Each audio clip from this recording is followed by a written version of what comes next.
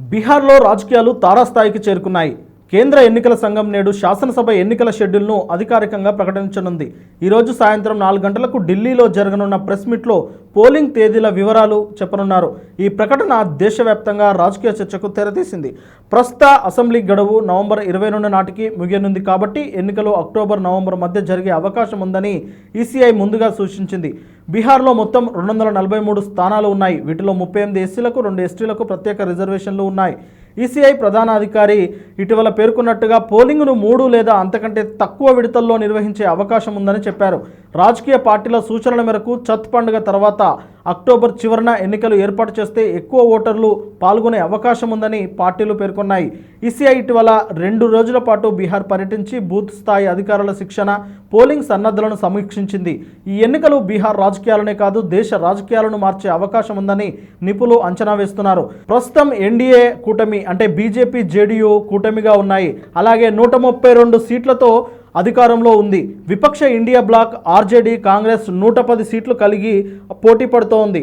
అలాగే ప్రాంతీయ పార్టీలు కూడా ఉన్నాయి. అయితే ఈ ఎన్నికల్లో ఎన్డీఏ కూటమి ఓడిపోతే బీహార్లో అధికార మార్పు జరిగి దేశ స్థాయిలో మోదీ ప్రభుత్వానికి నష్టం చేకూరే అవకాశం ఉంది. ఇండియా బ్లాక్ ఓడిపోతే బీజేపీ మరింత బలపడే అవకాశం ఉంది.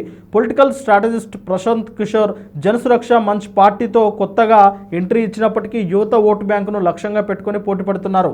కిషోర్ బీహార్ కా రాజా వంటి క్యాంపెయినింగ్లతో లాలూ, నితీష్ యాదవ్, తేజస్వి లాంటి వారిని టార్గెట్ చేస్తున్నారు.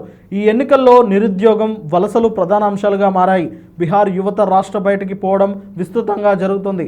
ఎన్డీఏ మేనిఫెస్టోలో లక్షలాది ఉద్యోగాలు సృష్టించే వాగ్దానాలు ఇచ్చింది. ఇండియా బ్లాక్ కూడా యువకుల ఉపాధి అవకాశాల మీద దృష్టి సారించింది. రాహుల్ గాంధీ ఆగస్టులో బీహార్ పర్యటించి ఓటర్ లిస్టు సమస్యలను ఎత్తిచూపారు. కాంగ్రెస్ నేతలు పాదయాత్రల ద్వారా యువతను ఆకర్షించే దానిపై దృష్టి పెట్టారు. ఈ ఎన్నికలు దేశ రాజకీయ ముఖచిత్రాన్ని ప్రభావితం చేస్తాయని నిపుణులు అంచనా వేస్తున్నారు. బీహార్ ఫలితాలు ఉత్తర భారత రాజకీయాల్లో కొత్త డైనమిక్ను తీసుకురావచ్చు.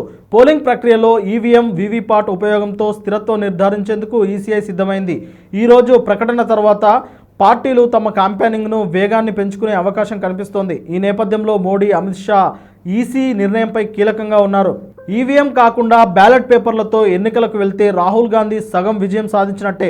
అలా కాకుండా ఈవీఎం అయితే మళ్ళీ రాహుల్ గాంధీ ఆరోపణలు చేస్తూ జోరుగా ఎన్నికల ప్రచారం చేస్తారు. ఇప్పుడు మోడీ, అమిత్ షాల పరిస్థితి ముందు చూస్తే నొయ్యి, వెనుక చూస్తే గొయ్యి అన్నట్టుగా ఉందని రాజకీయ విశ్లేషకులు అంటున్నారు.